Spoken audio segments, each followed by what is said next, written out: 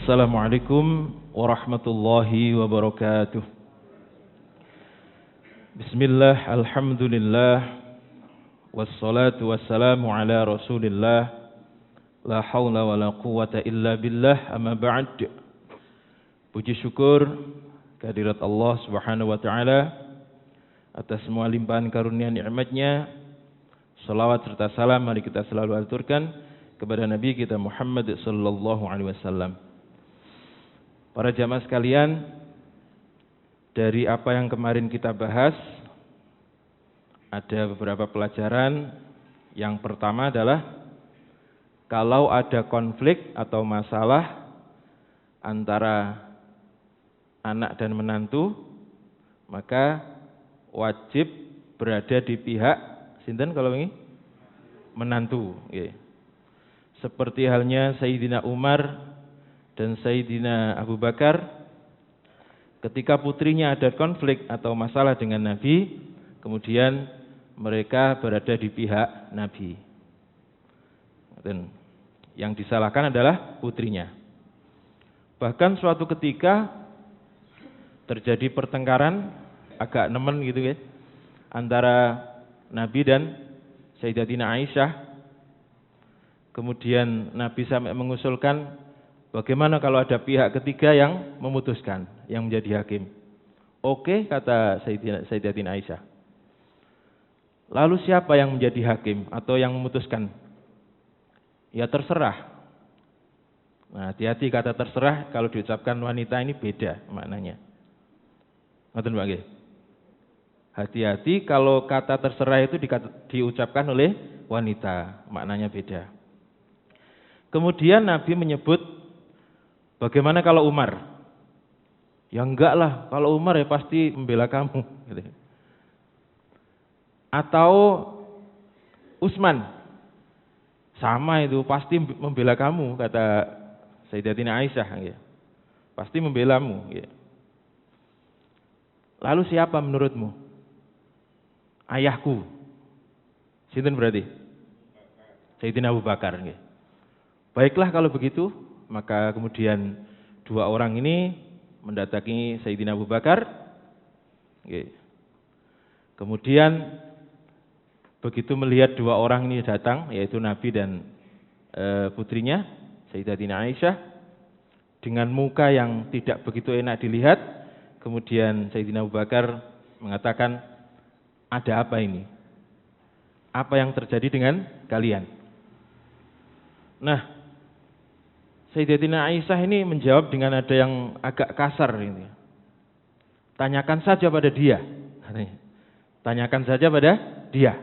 Maksudnya siapa? Nabi maksudnya. Mendengar jawaban Sayyidatina Aisyah ini, Sayyidina Abu Bakar langsung berdiri, langsung mengayunkan tangannya untuk menampar putrinya. Tetapi apa yang terjadi kemudian? Nabi dengan cepat kemudian memasang badan di depannya, sehingga Sayyidina Abu Bakar ini tidak jadi menampar putrinya.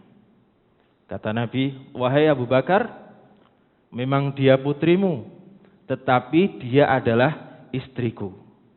Seorang suami wajib melindungi istrinya. Masya Allah. Akhirnya apa?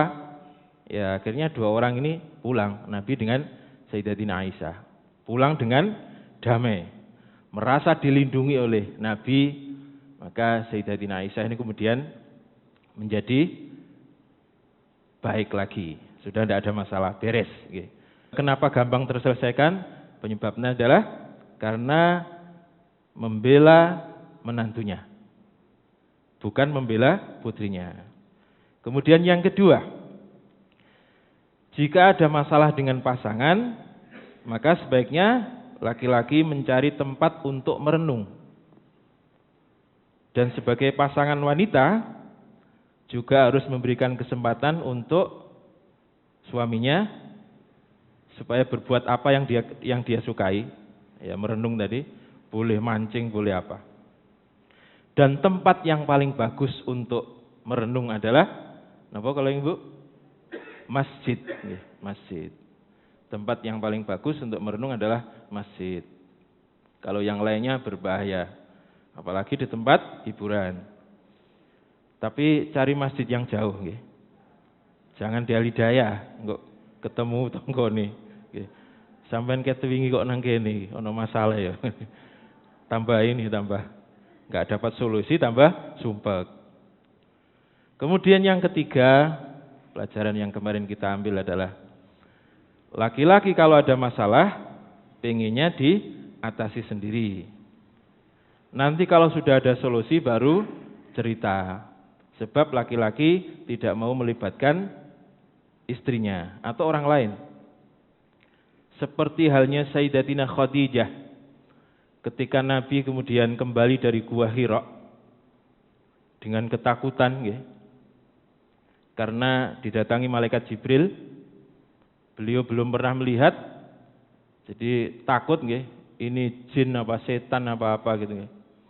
Kemudian pulang dengan ketakutan dan minta diselimuti oleh Sayyidatina Khadijah, Zammiluni, selimuti aku. Ya. Kemudian Sayyidatina Khadijah mengambil selimut, diselimutkan Nabi, kemudian ditinggal sendirian. Tidak ditanya dulu, ada apa, cerita, tidak begitu. Zamiluni, selimuti aku. Maka diambilkan selimut, kemudian diselimuti dan ditinggal. Terus pintunya dibuka sedikit gitu. Barangkali nanti butuh sesuatu, kedengeran. Jadi Sayyidatina Khadijah ini orang yang sangat paham dengan hal yang demikian. Karena memang umurnya lebih tua daripada Nabi. Nah, sementara wanita kalau mempunyai masalah, pengennya diceritakan kepada siapa saja. Kalau ada orang, ketemu orang, cerita. Dengan cerita itu, walaupun tidak ada solusi, sudah lega. Jadi bapak-bapak yang punya istri kemudian cerita, satu hari ini kesibukannya apa, curhat, dari tadi pagi saya nyuci dan seterusnya.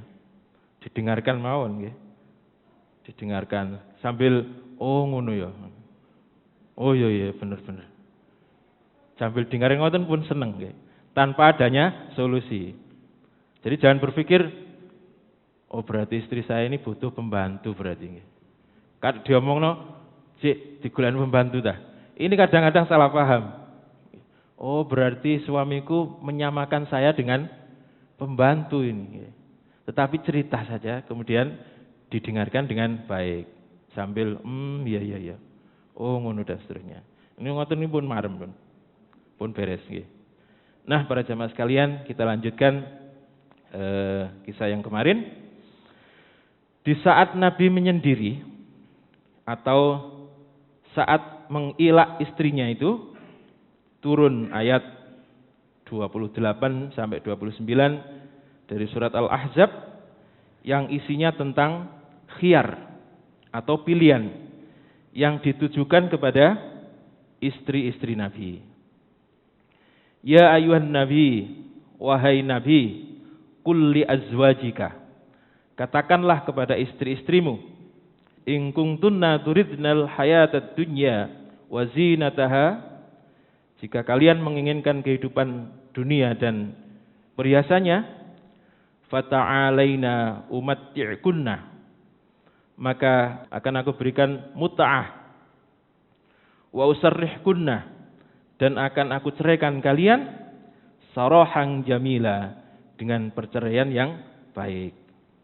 Wa in kuntunna turidinallaha wa rasulah, dan jika kalian menghendaki keridhaan Allah dan Rasulnya, fa innallaha, maka sesungguhnya Allah a'adda lil muhsinati, menyediakan bagi orang-orang yang baik, minkunna, dari kalian, ajron azima, pahala yang besar.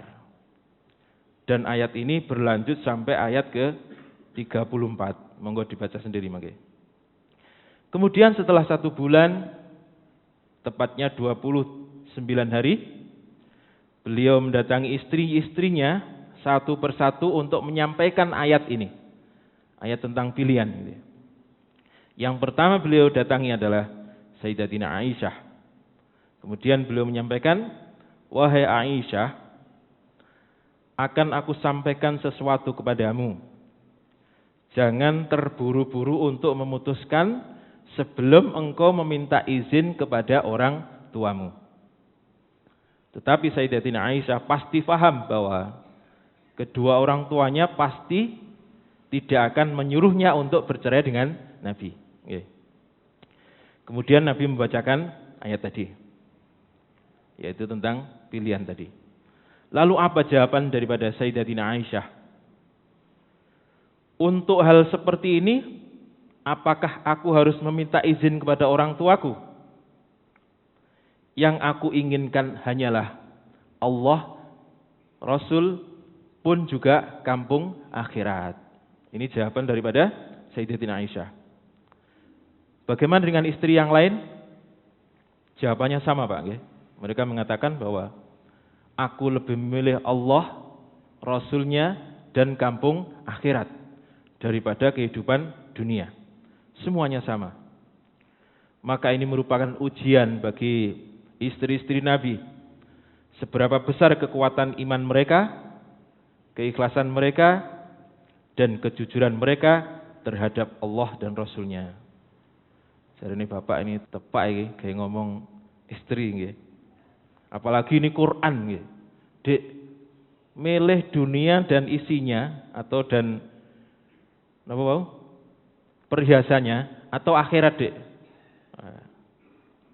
Pilih pundi, Bu? Kabeh nggih, nggih pun. Yo dunia yo ono akhirat ya ono kan gitu. Itu pilihan nggih. Yaitu rata-rata begitu. Jadi ini bukan untuk istri-istri kita, bukan. Okay. Tapi ini untuk istri Nabi. Okay. Kalau istri jenengan, okay, mungkin ya sepele dunia dulu lah, nanti masa akhirat belakangan. Gitu. Dipikir belakangan. Yang penting dunia, sekarang kita di dunia kok. Yang penting dunia dulu, baru nanti akhirat dipikir belakangan. Okay. Nah, ini selesai nih masalah istri tadi ya, sudah beres. Bahwa istri-istri Nabi memilih akhirat, memilih Allah dan Rasulnya. Hidup tidak nyaman, tidak apa-apa. Sehari makan, sehari tidak masalah. Yang penting nanti akhirat. Inilah istri-istri Nabi, Pak. Jadi kalau laki-laki itu contohnya adalah 10 sahabat yang dijamin masuk surga. Silahkan jenengan pelajari 10 orang ini. Terus saya ini mirip siapa ya kira-kira? Nah, itu dijadikan contoh. Siapa 10 itu? Khulafaur Rasyidin sudah 4. Khulafaur Rasyidin. Yang pertama tentunya Sayyidina Abu Bakar. Sayyidina Abu Bakar dan Sayyidina Umar. Ini 2 orang yang satu lembut, yang satu keras. Kalau jenengan lembut berarti Abu Bakar ini saya ini. Atau anaknya nggih, anaknya lembut, "Dek, sampean maca tentang Abu Bakar." Kalau anaknya keras, maka disuruh belajar tentang Sayyidina Umar. Bagaimana kerasnya Umar? Jadi lembut dan keras. Ini sesuatu hal yang kelihatannya bertentangan, tetapi ada gunanya masing-masing. Kalau 2 orang ini masih belum, wah ketokane si abot iki, maka ada pilihan lagi, yaitu Sayyidina Utsman dan Sayyidina Ali. Sayyidina Utsman ini kalau dimiripkan 2 orang ini mirip sinten, Pak? Utsman ini. Mirip Sayyidina Abu Bakar apa Sayyidina Umar? Sayyidina Abu Bakar, nggih, lembut, pemalu, nggih. Sementara Sayyidina Ali kalau dimiripkan dengan 2 orang ini mirip Sayyidina Umar. Nah, bedanya Sayyidina Ali itu keras tetapi seneng guyon. Bedanya, kalau Umar ini jarang guyon, Pak. Wanita-wanita itu kalau ngobrol dengan Nabi asik gitu. Begitu Sayyidina Umar datang, menang semua, klekep. Kata Sayyidina Umar, "Kenapa kalian lebih takut aku daripada Nabi?" "Ya sampean keras wedi." Sementara Nabi lemah lembut. Ngoten nggih. Kalau 4 ini, contoh 4 ini masih kurang, maka baru kemudian mencari contoh 10 orang tadi, yaitu Abdurrahman bin Auf. Kemudian ada Abu Ubaidah bin Jarrah. Kemudian ada Thalhah bin Ubaidillah. Kemudian ada Sa'id bin Zaid. Sudah berapa tadi? Berapa? 8, kurang 2, sinten nggih? Ada Abdurrahman bin Auf, Thalhah bin Ubaidillah, Sa'id bin Zaid, kemudian Zubair bin Awam, dan satunya lagi. Kapan-kapan kita kupas satu persatu mereka itu. Jadi orang yang masih hidup, sik meger-meger, tetapi sudah mendapatkan jaminan surga. Itu 10 sahabat yang dijamin masuk surga. Sementara kalau di pihak wanita, maka contohnya adalah para istri-istri Nabi yang jumlahnya 11 orang itu. Ada yang mengatakan 11, ada yang mengatakan 13. Tapi kan yang lainnya kemudian wafat, tidak bersamaan. Sehingga ketika Nabi wafat itu meninggalkan istri cuma 9. Itulah nanti yang bisa dicontoh oleh wanita-wanita setelahnya, istri-istri Nabi. Punya karakter masing-masing. Punya karakter masing-masing. Baik, kita lanjutkan. Nah, kemudian di bulan Dzulhijjah tahun ke-9 itu, Nabi menyampaikan kepada para sahabat, wahai sekalian sahabatku, tahun ini yang mau menunaikan haji, silahkan kalian berangkat. Berarti haji tahun ini haji yang sudah sangat leluasa, sebab Mekah sudah takluk. Kalau kemarin kan pernah dihalang-halangi itu, yang kemudian terjadi yang namanya perjanjian Hudaybiyah. Kemudian ada umroh qadha, yaitu disuruh kembali 1 tahun berikutnya. Nah, ini sudah bebas. Maka kemudian Nabi menyuruh para sahabat untuk menunaikan ibadah haji. Kemudian kata Nabi, tapi aku tahun ini tidak ikut berhaji dengan kalian. Sebab orang-orang musyrik masih berhaji dengan cara telanjang. Orang-orang musyrik masih berhaji. Mereka mendatangi Ka'bah dengan telanjang. Jadi kalau tawaf muter-muter itu dengan telanjang. Apa penyebabnya? Penyebabnya orang-orang Quraisy, Pak. Jadi dulu itu awal-awal telanjang, kenapa? Karena orang-orang Quraisy mengatakan bahwa baju yang dipakai harus tidak pernah digunakan untuk melakukan dosa. Dengan kata lain, mereka harus membeli baju di Mekah supaya terbebas dari dosa. Tetapi harganya ditinggikan. Ini taktik ini, Bang. Dulu. Waktu zaman Zahiliyah. Akhirnya mereka memilih tidak membeli pakaian, kemudian tawaf di malam hari dan telanjang. Awalnya begitu. Tetapi kemudian berlanjut sampai generasi ke generasi. Ini terjadi sebelum Islam datang. Oleh karena itu kemudian Nabi mengatakan, tetapi tahun ini saya tidak ikut haji sebab saya tidak mau bercampur tawaf dengan orang-orang musyrik yang telanjang itu.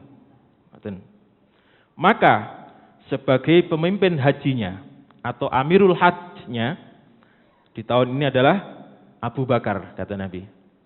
Berarti Sayyidina Abu Bakar dipilih Nabi untuk pemimpin atau untuk memimpin para sahabat menunaikan ibadah haji. Berarti tahun ke-9 Hijrah ini kaum muslimin menunaikan ibadah haji dengan aman dan leluasa. Karena Mekah sudah takluk. Tetapi masih bercampur dengan orang-orang musyrik. Nah, kenapa alasan Nabi tidak ikut? Yang pertama, karena tidak mau bercampur dengan orang-orang musyrik yang ketika tawaf telanjang. Yang kedua adalah saat itu sedang banyak-banyaknya utusan-utusan dari luar untuk menyatakan keislaman mereka sekaligus bergabung dengan Madinah. Sebab mereka yakin akan kebenaran Nabi. akan kekuatan Madinah. Bahkan Romawi tidak berani menghadapi Madinah. Sehingga mereka berbondong-bondong menuju ke Madinah untuk menyatakan keislamannya sekaligus bergabung dengan Madinah.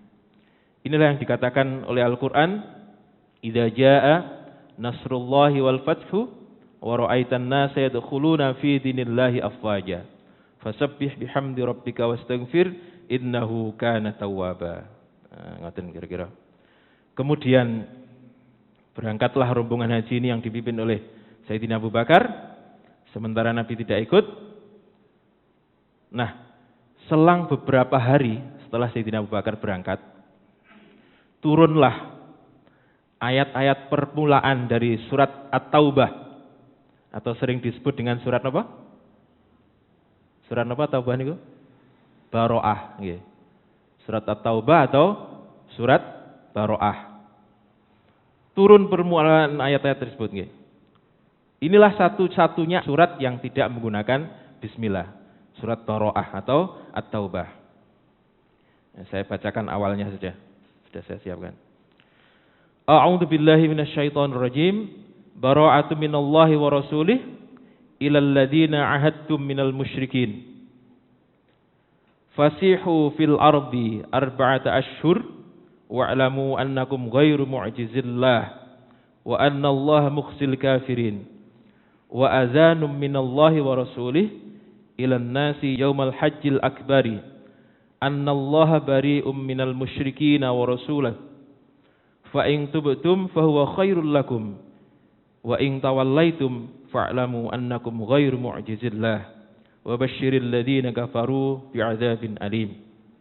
Inilah surat yang turun ketika terjadi haji yang pertama yang leluasa itu. Apa isinya? Isinya adalah pemutusan hubungan dengan orang-orang musyrik. Nah, oleh sebab itu kemudian surat At-Taubah ini tanpa menggunakan bismillah. Lalu apa isinya? Isi rincinya akan kita bahas pada pertemuan yang akan datang. Jadi alasan surat At-Taubah tidak menggunakan bismillah adalah karena isinya awalnya itu pemutusan hubungan antara orang musyrik, orang kafir dengan kaum muslimin. Yang asalnya sebagian mereka ada hubungan persahabatan atau yang disebut dengan perjanjian damai. Tetapi setelah itu sudah tidak ada lagi. Pun kira-kira ngoten. Mudah-mudahan manfaat. Assalamualaikum warahmatullahi wabarakatuh.